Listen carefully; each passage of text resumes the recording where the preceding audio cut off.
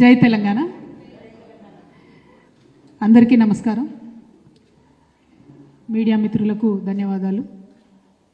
ఈరోజు మహిళా దినోత్సవం సందర్భంగా రాష్ట్ర ప్రభుత్వం అనేక కార్యక్రమాలను రివ్యూ చేసి మేము ఒక 4 కార్యక్రమాలు ప్రారంభిస్తున్నామని చెప్పి అనౌన్స్ చేయడం జరిగింది. అనౌన్స్ చేసినటువంటి కార్యక్రమాలు కానీ మొన్న గౌరవ ముఖ్యమంత్రి గారు రేవంత్ రెడ్డి గారు వెళ్ళి ప్రారంభించినటువంటి పెట్రోల్ బంక్ కానీ పెద్ద ఎత్తున మహిళలకు ఏదో లాభం చేకూరుస్తాయని మాత్రం మాకు అనిపించడం లేదు. ఎందుకోసం ఈ మాట చెప్తా ఉన్నామంటే మొన్న ప్రారంభించినటువంటి పెట్రోల్ బంక్ ఏదైతే ఉందో అది జిల్లా సమాఖ్య ఆధ్వర్యంలో మెయింటైన్ చేస్తారు. అంటే ఒక గ్రూప్ కానీ కాదు, జిల్లా సమాఖ్య ఆధ్వర్యంలో మెయింటైన్ చేస్తారు. సో ఆ జిల్లాలో ఎంతమంది మహిళలు ఉంటే అంతమందికి డైరెక్ట్గా ఆ పెట్రోల్ బంక్లో వచ్చే లాభాన్ని ఇవ్వడం జరుగుతుందని చెప్పి ఆ స్కీమ్ ద్వారా చెప్తా ఉన్నారు. అంతేకాకుండా ఒక 10 మంది మహిళలకు దాంట్లో ఉద్యోగాలు ఇస్తామని చెప్తున్నారు. అంటే ఒక పెట్రోల్ బంక్ పెట్టడం వల్ల ఒక 10 మంది మహిళలకు ఉద్యోగాలు ఇచ్చి జిల్లాలో ఉన్నటువంటి వేలాది సమాఖ్య సభ్యులందరికీ కూడా ఆ లాభాన్ని పంచడంతో మనిషికి ₹2 లాభం జరుగుతుంది తప్పితే అంతకు మించి ఇమీడియట్గా డబ్బు పరంగా ఆ జిల్లాలో ఉండేటటువంటి మహిళా సమాఖ్య సభ్యులకు కానీ ఎవరికి కానీ లాభం జరిగే ఆస్కారం లేదు. అయితే ముఖ్యమంత్రి గారు ఏదైతే ప్రకటించిండ్రో 1 కోటి మంది మహిళలను మేము కోటీశ్వర్లను చేస్తామని వారు ఏదైతే ప్రకటించిండ్రో వారు చేసినటువంటి ఆ ప్రకటనకు వారు ప్రారంభించినటువంటి పెట్రోల్ బంక్ మోడల్కు ఎక్కడా కూడా పొంతన పోలిక అన్నది లేదు. అదేవిధంగా నిన్న సీతక్క గారు ఇంకొక 4 కార్యక్రమాలు కూడా ప్రకటించడం జరిగింది. ఆ కార్యక్రమాలు ఏవి చూసుకున్నా కూడా 10 మంది మహిళలకు తప్పితే ఎక్కువ మంది మహిళలకు ఎక్కడ కూడా బెనిఫిట్ అయ్యేటట్టు కనపడతలేదు. అందుకనే మేము ఇవాళ తెలంగాణ జాగృతి నుండి రాష్ట్ర ప్రభుత్వాన్ని చేస్తున్న డిమాండ్ ఏంటంటే మీరు 1 కోటి మంది మహిళలను కోటీశ్వర్లు చేయడానికి నెలకు ఏదైతే ₹2,500 ఇస్తామని చెప్పినరో ముందుగా మీరు అది రిలీజ్ చేయండి. ఆ కార్యక్రమం మీద ఇంతవరకు ప్రభుత్వం రివ్యూ చేయకపోవడం ఏంటని మేము సూటిగా మిమ్మల్ని ప్రశ్నిస్తున్నాం. వేలాది లక్షలాదిగా మహిళలందరికీ కూడా బెనిఫిట్ కావాలంటే ముందు మీరు 2,500 కార్యక్రమాన్ని ఇమీడియట్గా ప్రారంభించాలని చెప్పి మేము డిమాండ్ చేస్తూ ఉన్నాం.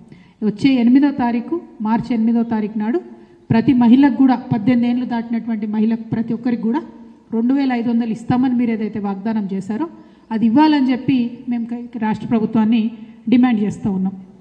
ఇక రాష్ట్ర ప్రభుత్వం ఒక మాట చెప్తున్నది ఏంటిది, మేము 20,000 కోట్లు వడ్డీ లేని రుణాన్ని ప్రతి సంవత్సరం ఇస్తున్నాం, అట్లా 5 సంవత్సరాలకు 1,00,000 కోట్ల రుణాలను మహిళలకు ఇస్తామని చెప్తున్నారు. ఇది కూడా చాలా అందంగా ప్రభుత్వం అబద్ధం చెప్తా ఉన్నది. ఎందుకంటే కేసీఆర్ గారు ఉన్నప్పుడే ముందు కాంగ్రెస్ ప్రభుత్వం అంటే తెలంగాణ ఏర్పడక ముందు కాంగ్రెస్ ప్రభుత్వం 5 లక్షల వరకు మహిళలకు రుణాలు ఇచ్చేది. కానీ వాళ్ళు వడ్డీ లేని రుణాలు ఇస్తామని చెప్పి 1 సంవత్సరంన్నర పాటు ఇవ్వకుండా కిరణ్ కుమార్ రెడ్డి గారి పీరియడ్లో రోషయ్య గారి పీరియడ్లో ఇవ్వకుండా ఎగ్గొడితే తెలంగాణ రాష్ట్రం వచ్చినాక మొదలు సంవత్సరంన్నర వడ్డీ లేని రుణాల బకాయిలు ఏవైతే ఉంటాయో అది మా ప్రభుత్వం ఇచ్చి 5 లక్షల నుంచి 20 లక్షల వరకు కూడా రుణాలు ఇవ్వడం మేము ప్రారంభించినాం. కానీ కేసీఆర్ గారు మొన్నటి మేనిఫెస్టోలో కూడా చాలా క్లియర్గా చెప్పారు 5 లక్షల వరకు మేము వడ్డీ లేని రుణాలు ఇస్తాం, మిగతా రుణం వడ్డీతో కూడుకొని ఉంటుందని చాలా క్లారిటీగా మేము చెప్పినాం. ఎందుకంటే ఎప్పుడు కూడా మేము అబద్ధం చెప్పి పరిపాలన చేయలేదు. కానీ కాంగ్రెస్ ప్రభుత్వం కాంగ్రెస్ పార్టీ మేనిఫెస్టోలో ఏం చెప్పిండ్రు, మీరు 20 లక్షల రూపాయల వరకు కూడా వడ్డీ లేని రుణం ఇస్తామని చెప్పిండ్రు. కానీ ఇప్పటి వరకు కూడా మీరు 15 నెలలైంది వచ్చి 20 లక్షల రూపాయలకు వడ్డీ లేని రుణాలు మీరు ఎక్కడ కూడా వడ్డీ రాయితీ ఇవ్వలేదు. ఇంకోటి ఏం చేసిండ్రు, 5 లక్షల వరకే వడ్డీ రాయితీ ఇస్తామన్నారు. కానీ ఆ 5 లక్షల వరకు ఇచ్చినటువంటి వడ్డీ రాయితీ కూడా సంవత్సరంన్నర కాలం నుంచి కూడా పెండింగ్ ఉన్నటువంటి పరిస్థితి ఉన్నది. కాబట్టి మార్చి 8వ తారీఖు నాడన్నా మీరు మొత్తం వడ్డీ రాయితీ ఏదైతే బకాయి ఉందో దాన్ని మా ఆడబిడ్డలకు చెల్లించవలసిందిగా తెలంగాణ జాగృతి తరఫున మేము డిమాండ్ చేస్తూ ఉన్నాం. అట్లనే మీరు ఏదైతే 5 లక్షలు కేసీఆర్ మీకు వడ్డీ లేని రుణం ఇస్తున్నాడు, 20 లక్షలకు కూడా మేము వడ్డీ లేని రుణం ఇస్తామని ఏదైతే చెప్పినో మీరు ఆ క్యాప్ని పెంచండి, 20 లక్షలు కూడా వడ్డీ లేని రుణాలు ఇవ్వాలని చెప్పి మేము డిమాండ్ చేస్తూ ఉన్నాం. అది మీరు అడిగిందే, మేము చెప్పింది కాదు. కాబట్టి మీకు డిమాండ్ చేస్తూ ఉన్నాం. ఇంకొకటి, ఎవరన్నా భర్తలు చనిపోయినటువంటి ఆడవాళ్ళు ఉంటే గ్రామాలలో వాళ్ళకు ఇప్పటి వరకు కూడా విడోస్గా ఎన్రోల్ చేస్తలేరు, వితంతువుల కింద వారిని మీరు ఎన్రోల్ చేస్తలేరు.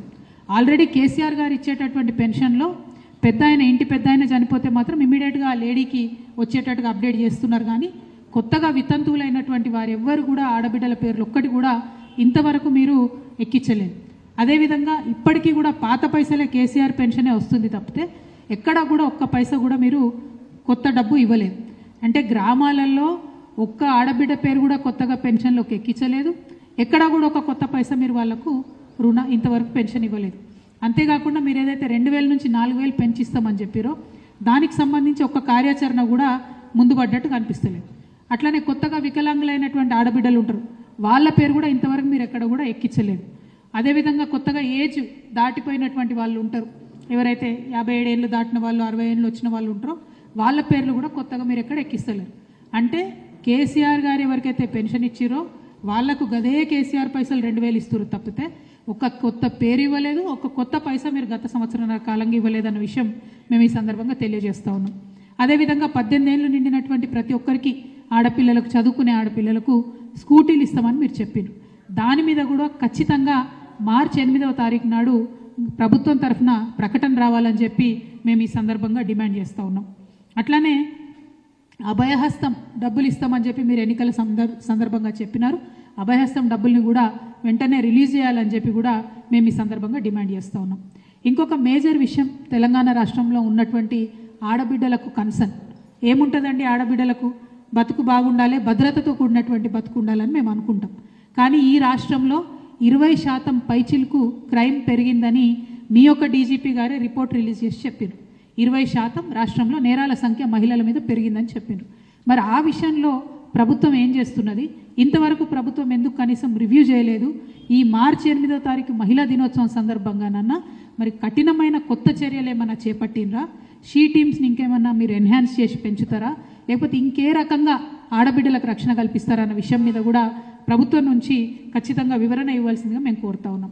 ఇంకొక అంశం, చాలా మానవీయంగా ఆలోచించాల్సినటువంటి అంశం, కేసీఆర్ గారు కేసీఆర్ కిట్ అనేటటువంటి పథకం పెట్టిండ్రు. ఆ పథకంలో కేవలం కిట్టే కాదు, మొత్తం ఆ బిడ్డ గర్భవతిగా ఉండి ప్లస్ 3 నెలలు ఆ పిల్ల పుట్టినటువంటి శిశువుని చూసుకోవడానికి ప్రతి నెల 1000 రూపాయలు కేసీఆర్ గారు ఇచ్చినటువంటి విషయం మీరు గమనించాలి. అది మానవత్వంతో కూడినటువంటి నిర్ణయం. ఎందుకంటే ఒక కూలీ తల్లి తను తల్లి అయితే పని చేయలేదు కాబట్టే మరి డబ్బు ఇవ్వాలని చెప్పి కేసీఆర్ గారు సంకల్పించారు. ఆఖరికి ఆ కూలీ తల్లి దగ్గర కూడా నెలకు 1000 రూపాయలను లాగేసుకున్నటువంటి ప్రభుత్వంగా మీరు అప్రతిష్ట పాలు కాకండి. దయచేసి ఆ పథకాన్ని వెంటనే పెట్టండి. మీకు కేసీఆర్ పేరు ఇష్టం లేకపోతే సోనియా గాంధీ పేరో రాజీవ్ గాంధీ పేరో ఎవరో పేరు పెట్టుకోండి, కానీ ఆ కూలీ తల్లికి మాత్రం బెనిఫిట్ చేస్తూ గర్భవతి అయినటువంటి ప్రతి పేద ఇంటి ఆడపిల్లకు ఆమె గర్భం దాల్చి శిశువు 3 నెలలు వచ్చే వరకు నెలకు 1000 రూపాయలు ఇవ్వాల్సిందిగా మహిళా దినోత్సవం సందర్భంగా నేను ప్రభుత్వాన్ని డిమాండ్ చేస్తూ ఉన్నాను. అట్లనే స్కూళ్ళల్లో మిడ్ డే మీల్స్ చేసేటటువంటి కార్మికులందరూ కూడా 95% కూడా మహిళలే ఉన్నారు. వాళ్ళకి ఇదివరకే కేసీఆర్ గారు జీతాలు పెంచిండ్రు, కానీ కనీసం మీరు పెరిగినటువంటి ఆ జీతాలను మీరు అమలు చేయలేనటువంటి పరిస్థితులలో ఉన్నారు. కాబట్టి ఆ ఆడబిడ్డలను ఆదుకునేటట్టుగా మీరు మిడ్ డే మీల్స్లో ఇమీడియట్గా వాళ్ళ జీతాలు పెంచవలసిందిగా కూడా మహిళా దినోత్సవం సందర్భంగా నేను డిమాండ్ చేస్తూ ఉన్నాను. అట్లనే మహిళలు కార్మికులుగా అనేక రంగాల్లో ఉంటారు, వారు ఎవ్వరి పట్ల కూడా మీరు ప్రత్యేకమైన కన్సర్న్ చూపిస్తలేరు. అది మున్సిపాలిటీలో స్వీపర్ల దగ్గర నుంచి మొదలు పెడితే గ్రామ పంచాయతీలో పనిచేసేటటువంటి వాళ్ళ వరకు కావచ్చు, ఎవరిని కూడా మహిళా కార్మికులను ప్రత్యేకంగా గుర్తించి మీరు వాళ్ళకి కావాల్సిన ఫెసిలిటీస్ ఇస్తలేరు. ఆర్టీసీలలో కండక్టర్లు ఉంటారు, వాళ్ళకైతే అలవిగాని ఇబ్బంది ఉన్నది, చాలా చోట్ల సదుపాయాలు లేవు, అయినప్పటికీ మీరు పట్టించుకున్నటువంటి పరిస్థితి ఉంది. సో మహిళా కార్మికుల మీద ఒక ప్రత్యేక కార్యాచరణ ప్రకటించవలసిందిగా నేను ప్రభుత్వాన్ని డిమాండ్ చేస్తూ ఉన్నాను. మరి ఇట్లా చెప్పుకుంటూ పోతే ఆనాడు కేసీఆర్ గారు ఏ పథకం చేపట్టినా ఏం చేసినా కూడా అంగన్వాడీలు ఉంటే ఉదాహరణకు జీతాలు మనం 2-3 దఫాలుగా పెంచుకున్నాం. మీరు మేనిఫెస్టోలో ప్రామిస్ చేసిండ్రు 18,000 జీతాలు పెంచుతాం అంగన్వాడీకని. ఇంతవరకు 15 నెలలైంది అంగన్వాడీ జీతాల మీద మీరు ఒక మాట కూడా మాట్లాడతలేరు. అదేవిధంగా నిన్న డాంబికంగా ప్రకటించరు మేము 15,000 పోస్టులు ఇస్తాం కొత్తగా అంగన్వాడీలకని. అది మీరు ఇచ్చేది ఏం లేదు. ఆల్రెడీ కేసీఆర్ గారు చెప్పి నోటిఫై చేసి కొత్త జిల్లాలు పెరిగినాయి, కొత్త గ్రామ పంచాయతీలు పెరిగినాయి, ఇంతమంది మనకు అడిషనల్గా అంగన్వాడీలు మినీ అంగన్వాడీలు అవసరమవుతారని కేసీఆర్ గారు చెప్పిన ముచ్చట్నే మళ్ళీ మీరు కొత్తగా చెప్తున్నారు తప్పితే ప్రత్యేకించి మీరు ఆడబిడ్డల కోసం చేస్తున్న ఆలోచన ఏం లేదు. కాబట్టి ఈ ప్రభుత్వాన్ని నేను మళ్ళీ రిక్వెస్ట్ చేస్తున్నా, మహిళా కార్మిక వర్గానికి, సమాఖ్యలో ఉండేటటువంటి మహిళలకు, గ్రూపులలో లేనటువంటి ఆడబిడ్డల కోసం కూడా ప్రత్యేక కార్యాచరణ చేయవలసిందిగా నేను డిమాండ్ చేస్తున్నా. ఆడబిడ్డల భద్రత కోసం ఆలోచన చేయవలసిందిగా డిమాండ్ చేస్తూ ఉన్నాను. చదువుకునే ఆడపిల్లలకు ఫీ రియంబర్స్మెంట్ మీరు ఇస్తలేరు, బీసీ ఎస్సీ ఎస్టీ మైనారిటీ ఆడపిల్లలకు. కాబట్టి వాళ్ళ తల్లిదండ్రులను వాళ్ళని చదువులు మానిపించి ఇంట్లో కూర్చోబెట్టేటటువంటి పరిస్థితి వస్తుంది. ఎందుకంటే తల్లిదండ్రులు పేదవాళ్ళు ఉన్నారు, అఫోర్డ్ చేయలేకపోతూ ఉన్నారు ఆ ఫీజు. దీని మీద కూడా ప్రత్యేకంగా మీరు ప్రకటన చేయవలసిందిగా కూడా నేను కోరుతా ఉన్నాను. అదేవిధంగా ఇక మీరు ఇక్కడ చూస్తున్నారు, నా ముంగట పోస్ట్ కార్డులు ఉన్నాయి. ఇవి 10,000 పోస్ట్ కార్డులు ఉన్నాయి. ఈ 10,000 పోస్ట్ కార్డులు కూడా మేము చాలా జాగ్రత్తగా ప్రతి ఒక్క పోస్ట్ కార్డు మీద Aadhaar card number, cell phone number, గ్రామం పేరు, మండలం పేరు, జిల్లా పేరు అన్నీ కూడా వేసి గౌరవ ముఖ్యమంత్రి గారి కోసమని కేవలం మా జాగృతి కార్యకర్తలై మాత్రమే ఒక 10,000 పోస్ట్ కార్డులు ఇవాళ తయారు చేసుకోవడం జరిగింది. ఇది గౌరవ ముఖ్యమంత్రి గారికి మేము ఇవ్వడం జరుగుతుంది.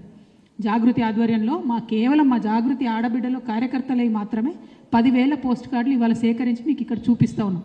ఎందుకోసం చూపిస్తున్నామంటే మీరు మార్చి 8 నాడు 2,500 ఇస్తున్నామని ప్రకటించకపోతే ఈ 10,000 ఆడబిడ్డలం తెలంగాణలో ఉన్న 10,000 గ్రామాలకు పోతాం.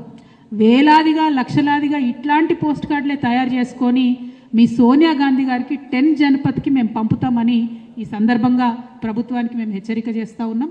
మీకు ఇప్పుడు ఇస్తున్నాం ముఖ్యమంత్రి గారికి. మీరు ముఖ్యమంత్రి అంటే రాష్ట్రానికి ఒక అన్నలాగా, ఒక తండ్రిలాగా ఆడబిడ్డల్ని కడుపులో పెట్టి చూసుకోవాల్సినటువంటి పొజిషన్లో మీరు ఉన్నారు. కానీ మా ఆర్థిక స్వావలంబన విషయంలో, మా యొక్క రక్షణ విషయంలో, మా యొక్క విద్య విషయంలో, మా యొక్క ఆరోగ్యం విషయంలో దేంట్లో కూడా మీరు మానవీయంగా ఆలోచిస్తలేరు, దేంట్లో కూడా మీరు శ్రద్ధ పెడతలేరు. కాబట్టి మరి ఏ సోనియమ్మనైతే చూసి మా తెలంగాణ ఆడబిడ్డలు ఓట్లేసినరో అదే సోనియమ్మకు ఇదే పోస్ట్ కార్డులు with Aadhaar card, with phone number, with గ్రామం మొత్తం ఈ 10,000 మంది మేము జాగృతి ఆడబిడ్డలం కార్యకర్తలం అన్ని గ్రామాలకు తిరుగుతాం. లక్షలాదిగా సోనియా గాంధీ గారికి 10 జనపథ్కి మరి కార్డులు పంచుతామని కూడా ప్రభుత్వానికి హెచ్చరిక చేస్తూ ఉన్నాము. ఆడబిడ్డల పట్ల మీరు అలక్ష్యం వహించకండి. మీరు అన్ని స్కీమ్లు రివ్యూలు చేస్తున్నారు, అన్నీ చేస్తున్నారు. ఆడబిడ్డల కోసం మాట్లాడటోళ్ళు ఎవరు లేరు అనుకుంటున్నారేమో, మీరు ఆలోచన చేయాలి. ఇదే తెలంగాణ నుంచి ఇగో ఇక్కడ కూర్చున్నటువంటి ఈ ఆడబిడ్డలమే దేశంలో ఎవరు మాట్లాడకముందు, మీ సోనియా గాంధీ గారు, మీ ప్రియాంక గాంధీ గారు మాట్లాడకముందు ఇగో ఇక్కడ కూర్చున్నటువంటి తెలంగాణ జాగృతి ఆడబిడ్డలమే ఆనాడు మహిళా బిల్లు కావాలని చెప్పి ఢిల్లీలో కూర్చొని మేము ధర్నా చేయడం జరిగింది. ఆ తర్వాత దేశవ్యాప్తంగా కదలిక వచ్చింది. మీ పాత్ర ఎక్కడా లేదు మహిళా బిల్లు రావడంలో. కనీసం ఇప్పుడు మహిళా బిల్లు తీసుకొచ్చినాం మేమందరం కష్టపడి. కేంద్ర ప్రభుత్వం ఇంప్లిమెంట్ చేస్తలేదు. సెన్సెస్ పెట్టగానే సెక్షన్ 5 మహిళా బిల్లులు ఏముంటుందంటే ఎప్పుడైతే సెన్సెస్ పెడతారో అప్పుడు ఇమీడియట్గా రిజర్వేషన్ ఎఫెక్ట్ అవుతుందని ఉంటుంది. కానీ దాన్ని కూడా మీరు పట్టించుకుంటలేరు. ఇప్పుడు ఎవరు కూడా కాంగ్రెస్ పార్టీ నుంచి ఒక్కరు కూడా కనీసం ఈ రాష్ట్రం నుంచి 8 మంది ఎంపీలు ఉన్నారు, మీ ప్రియాంక గాంధీ గారు పార్లమెంట్లో ఉన్నారు, ఒక్కనాడు కూడా మీరు కనీసం అడిగినటువంటి పరిస్థితి లేదు. కాబట్టి ఇవాళ మళ్ళీ మీకు హెచ్చరిక చేస్తూ ఉన్నాం. మీరు తక్షణమే మహిళలకు 2,500 ప్రకటించండి.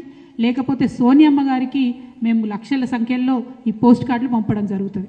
ఇంకొకటి, నిన్న మొన్ననే మనం వార్త విన్నాం, వరంగల్లో కొత్తగా ఎయిర్పోర్ట్ మంజూరైందని విన్నాం. మరి మహిళా దినోత్సవం సందర్భంగా ఆ వరంగల్ ఎయిర్పోర్ట్కి మా తెలంగాణ పోరుబిడ్డ అయినటువంటి రాణి రుద్రమదేవి గారి పేరుగా పెట్టవలసిందిగా ఎయిర్పోర్ట్కి మేమందరం కూడా డిమాండ్ చేస్తూ ఉన్నాం. ఎందుకంటే మళ్ళీ మన రాష్ట్రానికి సంబంధం లేనటువంటి ఎవరో నాయకుల పేర్లు పెట్టే కన్నా ముందే మా ఆడబిడ్డ పేరు పెట్టాలని చెప్పి మేము డిమాండ్ చేస్తూ ఉన్నాం. రాష్ట్ర ప్రభుత్వం నుంచి కేంద్ర ప్రభుత్వం మీద ఒత్తిడి తీసుకొచ్చి అఫీషియల్గా ప్రపోజల్ పంపించి మహిళా దినోత్సవం సందర్భంగా వరంగల్ ఎయిర్పోర్ట్కి రాణి రుద్రమదేవి ఎయిర్పోర్ట్గా నామకరణం చేయాలని చెప్పి మేము ఈ ప్రభుత్వాన్ని డిమాండ్ చేస్తూ ఉన్నాం. ఈ విషయం మీద మేము కూడా కేంద్ర ప్రభుత్వానికి ఉత్తరాలు రాస్తామని కూడా ఈ సందర్భంగా తెలియజేస్తూ, మరి ఆడబిడ్డల్ని అలక్ష్యం చేయకండి, ఆడబిడ్డల తరఫున మాట్లాడడానికి తెలంగాణ జాగృతి నిలబడి ఉందన్న విషయాన్ని గమనించవలసిందిగా ప్రభుత్వాన్ని కోరుతూ సెలవు. Thank you. జై తెలంగాణ, జై తెలంగాణ.